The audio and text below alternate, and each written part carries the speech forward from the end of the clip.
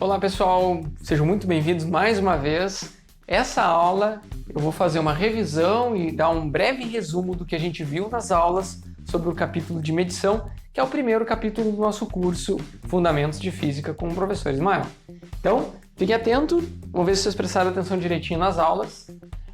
O capítulo de medição, fala sobre medição na física, que é o conceito básico para a gente poder dar continuidade ao estudo dos fenômenos físicos, e começa definindo grandezas físicas e grandezas físicas fundamentais. A partir das grandezas físicas fundamentais, que são o comprimento, o tempo e a massa, a gente pode definir todas as outras grandezas. Para poder medir comprimento, tempo, massa e todas as outras variações delas, é necessário definir um padrão. E no caso dessas três grandezas, são o metro, o segundo e o quilograma, estipulados pelo Sistema Internacional de Unidades. As unidades do SI são uma convenção internacional para que todos os lugares do mundo tenham uma comparação entre os padrões, tenham o mesmo padrão para ser seguido. Não é necessário que se sigam os padrões do SI, mas ele é importante que a gente defina padrões que podem ser reprodutíveis e acessíveis e que também sejam invariáveis. Então, as grandezas físicas fundamentais foram definidas no SI e também foram definidas as secundárias, assim como notações científicas e prefixos que nos possibilitam tratar com certa facilidade múltiplos dessas grandezas, tanto múltiplos muito grandes quanto frações muito pequenas dessas grandezas físicas fundamentais ou secundárias. Também definimos que é possível fazer mudança de um padrão de unidade para outro. Por exemplo, o padrão de tempo é segundo, mas a gente sabe que tem horas, tem minutos, tem dias, tem anos, e a gente pode converter. Como é que faz para saber quantos segundos tem em um ano? Bom, então você vai usar fatores de conversão. Também a gente vai usar fator de conversão para transformar milhas em metro, metro em quilômetro, micrômetro em metro. Então, o fator de conversão vai depender de qual é a transformação, a conversão que você precisa fazer, mas sempre de uma unidade de medida de uma natureza para outra unidade de medida da mesma natureza. Você só vai poder converter comprimento com comprimento, massa com massa, tempo com tempo, enfim.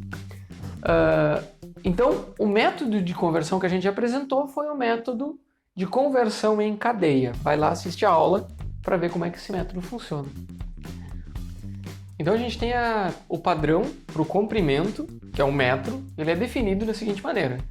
Um metro ele é igual à distância percorrida pela luz no vácuo durante um intervalo de 1 dividido por esse número aqui, que é a velocidade da luz, né? Então, é definida a velocidade da luz e a partir disso a gente diz, então 1 metro é a distância percorrida pela luz nessa fração de segundos aqui, certo? Sendo que a velocidade da luz é definida com esse número aqui, 299.792.458 metros por segundo, e é possível, tem tecnologia que mede isso com muita precisão. Então essa é uma boa medida e é utilizada hoje.